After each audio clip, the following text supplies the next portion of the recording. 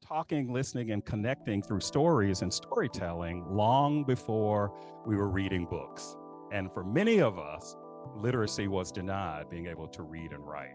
So these things to me are just as important as stuff.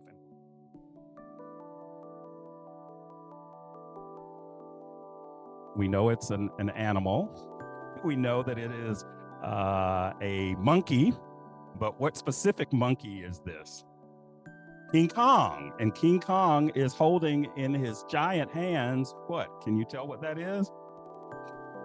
It's a little white woman. Well, if you know the story of King Kong, then you know that that's part of what the conflict is that King Kong, breaks out and goes after this little white woman. Well, that in and of itself, even though it's a doll and a toy that I got from Goodwill, just created all of these other kinds of narratives that became bigger than this doll.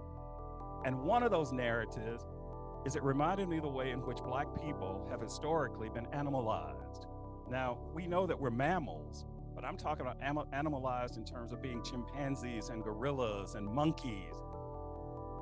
Everything that is not white is othered.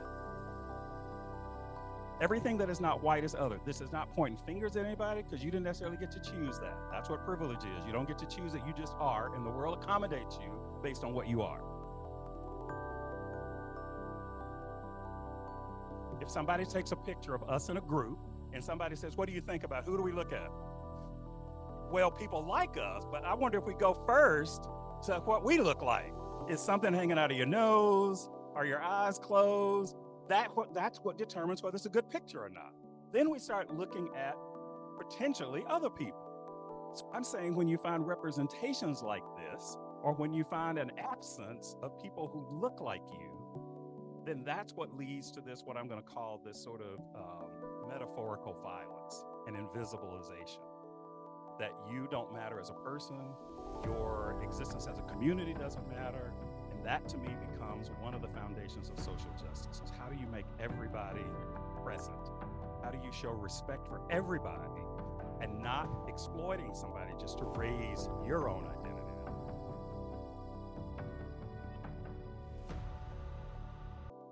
Lightning screen, that's cream, and it lightens the skin a bit. What does the language actually say? Can you read what the sentence says on that box?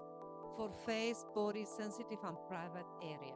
Oh, on private areas. Okay, all right. I think you had some soap in there also from. And it says, dangerous substance help skin shine, white, smooth, and natural. Okay, white, smooth, and natural, even though it's got some dangerous stuff going on there. Okay. And that's why it matters when we have things like bandages and browndages. Did anybody have browndages? Why does that matter when you have browndages? Because you want it to sort of blend in, right? This one is actually a wrinkle release mask, so kind of going back to like the ideal be young. Okay. Kind of change that like younger side or bring you back to the younger side, in other words.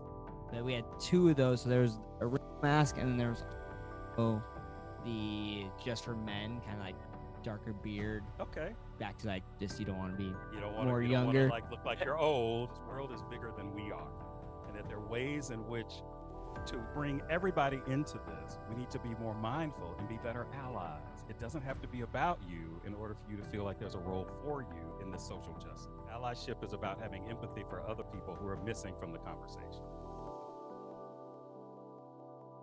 The mirrors of society do not mirror society.